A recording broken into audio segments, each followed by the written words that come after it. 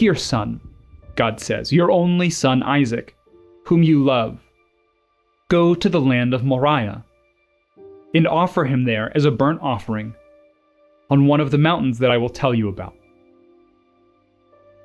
And so, Abraham got up early in the morning. He saddled his donkey and took with him 2 of his young men and his son Isaac. He split wood for a burnt offering and set out to go to the place that God had told him about. On the 3rd day, Abraham looked up and saw the place in the distance. And then Abraham said to the young men, "Stay here with the donkey. The boy and I will go over there to worship, and then we'll come back to you." Abraham took the wood for the burnt offering and laid it on his son Isaac. The hill that Abraham sees in the distance for Isaac will bear many names over the centuries. But in Aramaic, the name of that place was Golgotha, the place of the skull. Has Abraham made a terrible mistake here? After all, he spent a great deal of time bargaining for the life of his nephew Lot, which proved his sense of righteousness and justice. He, of all people, knows that God will listen to his plea. He, of all people, knows God's mercy. But when it comes to his son, he stays silent. To be fair, Abraham's life had been given to him by the God that he now worships.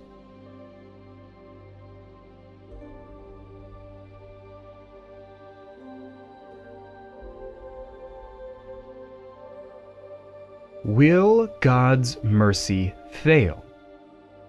Will God pronounce judgment on Abraham for sacrificing his son, even if that is a failure on Abraham's part?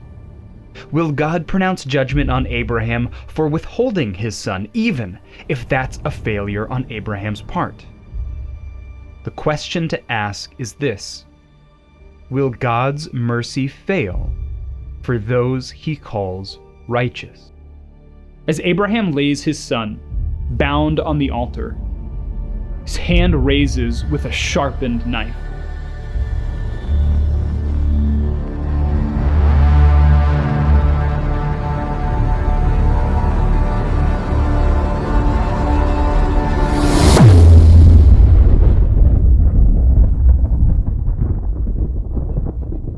"Here I am."